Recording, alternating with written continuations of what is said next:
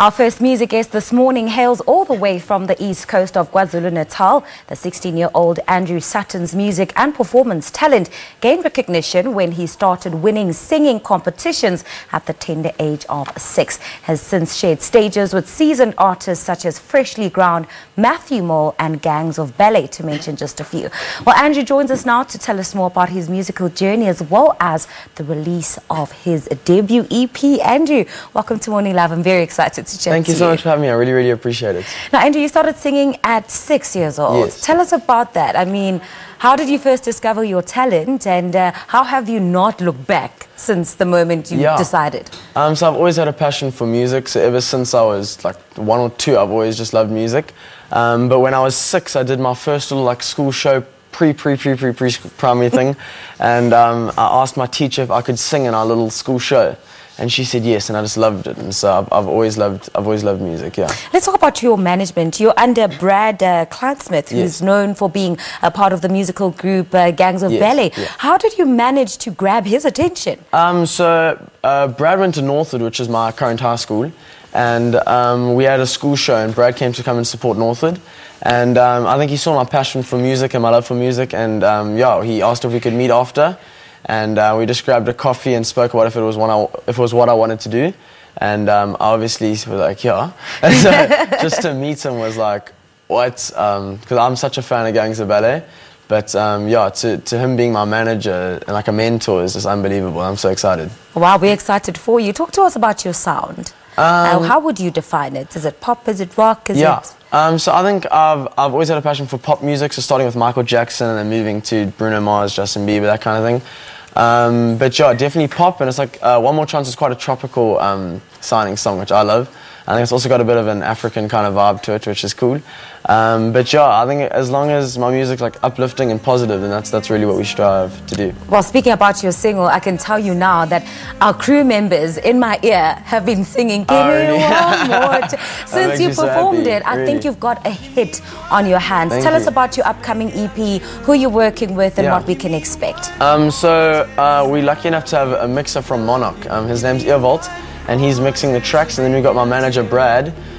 He's writing the songs and stuff, and so I'm very privileged to have him doing that for me. But yeah, I think you can expect happy vibes, and I think it's going to be a fun EP. Well, let's talk about the inspiration behind One More Chance. I think every song has a story, and there's always a message that you're trying to get across. What was that for you?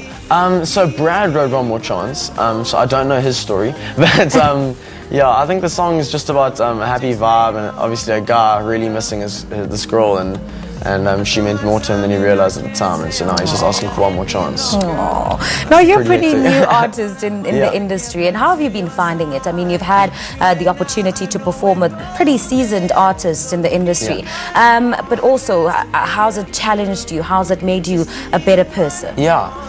So obviously I haven't found much things that I'm complaining about with this. I had no idea what to expect, and Brad's just been unbelievable with organising me gigs with the most amazing artists in South Africa. And they're all just so humble and just so happy to help and give advice when they can. So I'm very lucky to have so much support just from the South African artists and stuff. But what I've learned is